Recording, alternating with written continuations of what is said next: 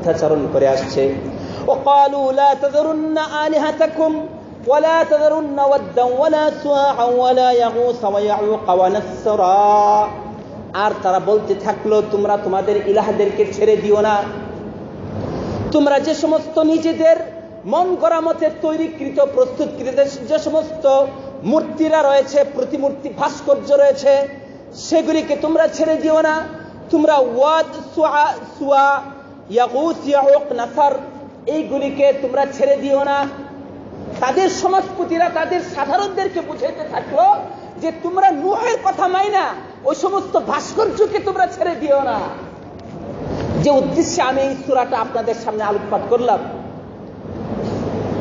যে আজকে আমরা এমন একটা মহাসংকটের মধ্যে, আকীদার দিক থেকে, ঈমানের দিক থেকে, বিশ্বাসের দিক থেকে মহাসংকটের মধ্যে, যেখানে নূহ আলাইহিস সালাতু ওয়াস সালাম এর যুগে আল্লাহ তাআলা নূহ আলাইহিস সালামকে পাঠিয়েছেন যে এই সমাজপতিরা যে সাধারণদেরকে তাদের ঈমান আকীদা ধ্বংস করে দিচ্ছে, তুমি এর বিরুদ্ধে, এই সমস্ত সমাজপতিদের বিরুদ্ধে তোমরা দাঁড়াও।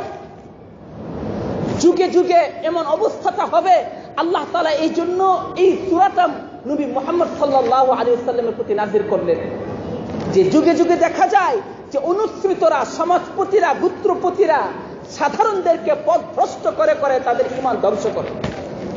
আজকে আমরা আমাদের বাংলাদেশের মধ্যে এই অবস্থাটা দেখতে পাচ্ছি। কয়েক বছর যাবত আমাদের এই দেশের মধ্যে বিভিন্ন ভাস্কর্যের নামে মূর্তি তৈরির প্রতিযোগিতা শুরু হয়েছে। আমাদের এই দেশের মধ্যে সেই ইখতিয়ারউদ্দিন মোহাম্মদ বখতিয়ার খলজির সময়কাল থেকে নিয়ে মুসলমানদের যে মুসলিম অধ্যুষিত এলাকা এবং বিশেষ মুসলমানদের জন্য বিশাল একটা বসবাসের ভূমি হিসেবে সেটা পরিচিত, যুগে যুগে নাস্তিক মুরতাদরা এবং তাদের দোসররা এরকম ষড়যন্ত্র করে আসছে যে আমাদের এই দেশের মধ্যে কিভাবে মূর্তি পূজার প্রচলন ঘটানো যায়। ভাস্কর্যের নামে তারা ওই সমস্ত দেব দেবীদের ছবি তারা অঙ্কন করতে চায়, যেমনটা সুপ্রিম কোর্টের মধ্যে তারা এমনভাবে করেছিল। আলহামদুলিল্লাহ, ইমানদারদের আন্দোলনের মাধ্যমে সেই জিনিসটা নস্যাৎ হয়েছে। অনেক সময় তারা ভিন্ন ভিন্ন নাম দিয়ে, যে আরে আমরা তো তাদেরকে সম্মানের সাথে স্মরণ করার জন্য এমন ভাবে তাদের মূর্তিগুলি তৈরি করতে চাচ্ছি বা তাদের ভাস্কর্য তৈরি করতে চাচ্ছি।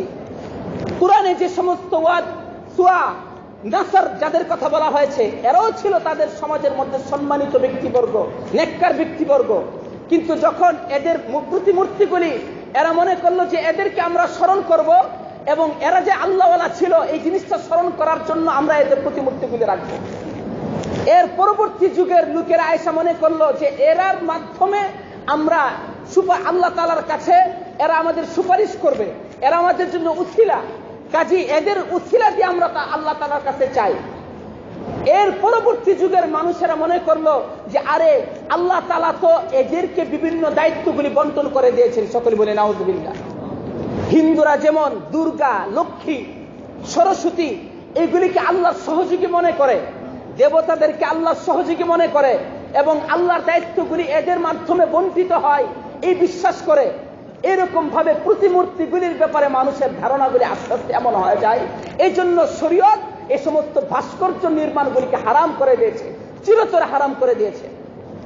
আমরা আমরা আমরা তো আমাদের বিভিন্ন শিক্ষা প্রতিষ্ঠানের অবস্থাগুলি দেখি। কোন কোন স্কুলের মধ্যে দেখা গেছে বাংলাদেশের স্থপতি শেখ মুজিবুর রহমান,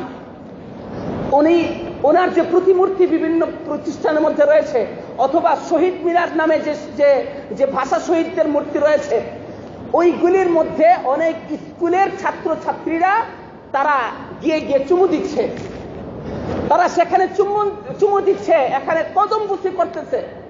অর্থাৎ যদিও এই ভাস্কর্যগুলি প্রথমে নির্মিত হয়েছিল তাদেরকে স্মরণীয় করে রাখার জন্য, তাদেরকে সম্মান জানানোর জন্য, কিন্তু তাদেরকে সম্মানের সাথে স্মরণ করার জন্য, কিন্তু একটা পর্যায়ে মানুষ এদেরকে দিলের মধ্যে এমন পর্যায়ে নিয়ে যায়, যেমনটা আল্লাহকে যেমন সম্মানের পর্যায়ে নিয়ে যায় তাদেরকে এমন সম্মানের পর্যায়ে নিয়ে যায়। কথা ঠিক না বেঠিক?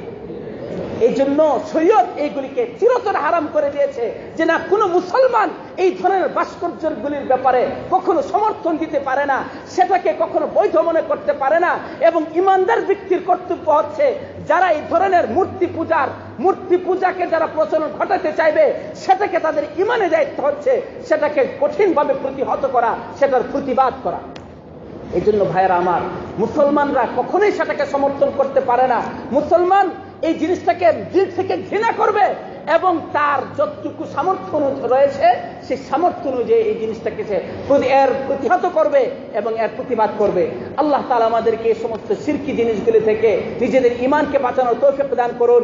সকলে বলি আমিন।